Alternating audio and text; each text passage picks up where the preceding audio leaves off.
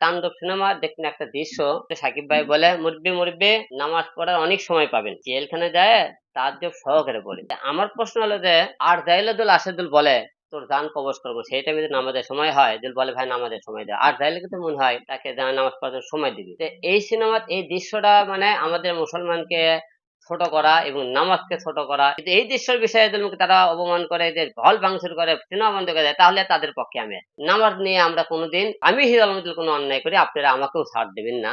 আসলে প্রথমে সবাই বেয়াদবি ক্ষমা করবেন।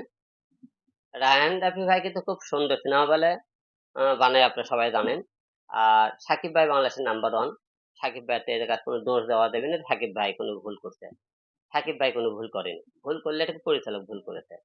কারণ আমরা যেহেতু মুসলমান, যে তাণ্ডব সিনেমা দেখুন একটা দৃশ্য, যে আফজাল ভাই বলে যে বাবা আমাকে একটু নামাজ পড়ার জন্য একটু সময় দেওয়া হোক, আমি হলো যে জায় নামাজ আছে। তখন কিন্তু সাকিব ভাই বলে মুরব্বি মুরব্বি নামাজ পড়ার অনেক সময় পাবেন, জেলখানে যায় তাজ্জব সহকারে বলে।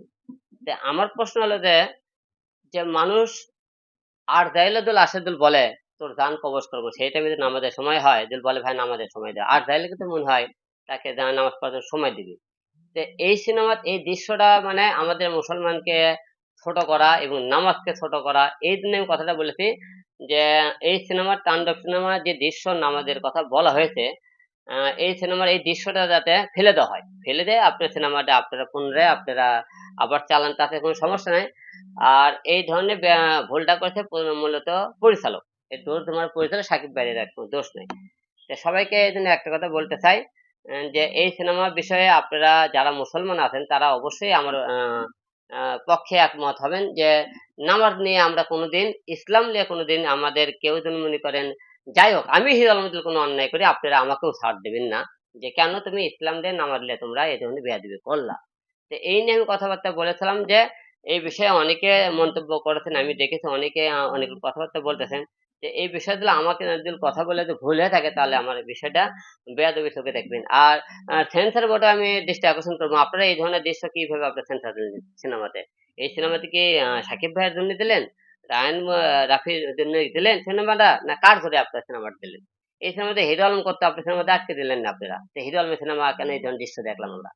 তো এই জায়গাতে আমরা বলবো, এই জায়গায় যেহেতু নামাজ এবং ইসলামের দিকে ধর্মের কথা চিন্তা ভাবনা করে এই ধরনের আপনি দৃশ্যটা আপনাদের সেন্ট্রাল বোর্ড থেকে বাদ দেওয়া উচিত ছিল, আমি যা মনে করি। আপনি তাহলে কি মনে করছেন যে এই সিনেমায় এই অংশটা থাকার কারণে ইসলামের অবমাননা হচ্ছে, কিংবা ইসলামের এই প্রভাবটা মানুষের উপর দিয়ে অনেক জায়গায় কিন্তু হল ভাঙচুর করা হয়েছে? হ্যাঁ, এটা ইসলামে তো অবশ্য মনে করেন অবমাননা করা হয়, যেহেতু জিরাত বলেছেন আমাদের জন্য আমাকে একটু সময় দেওয়া হোক, তবে এই নামাজের জন্য কিন্তু তাকে সময় দেওয়া উচিত ছিল। ঠিক আছে, এটা ইসলামের উপর অবশ্যই আঘাত এনেছে, আমি যা মনে করি।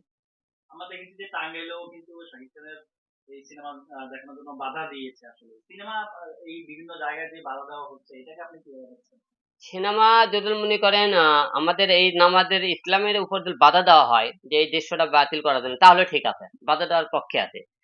আর এই দৃশ্যের বিষয়ে অন্য কোনো বিষয়ে বাধা দেওয়া হয়, কি সিনেমা বন্ধ করে দেওয়া হয়, তাহলে ঠিক নাই। কিন্তু এই দৃশ্যের বিষয়ে যদি তারা অপমান করে, এদের হল ভাঙচুর করে, সিনেমা বন্ধ করে দেয়, তাহলে তাদের পক্ষে আমি আছি।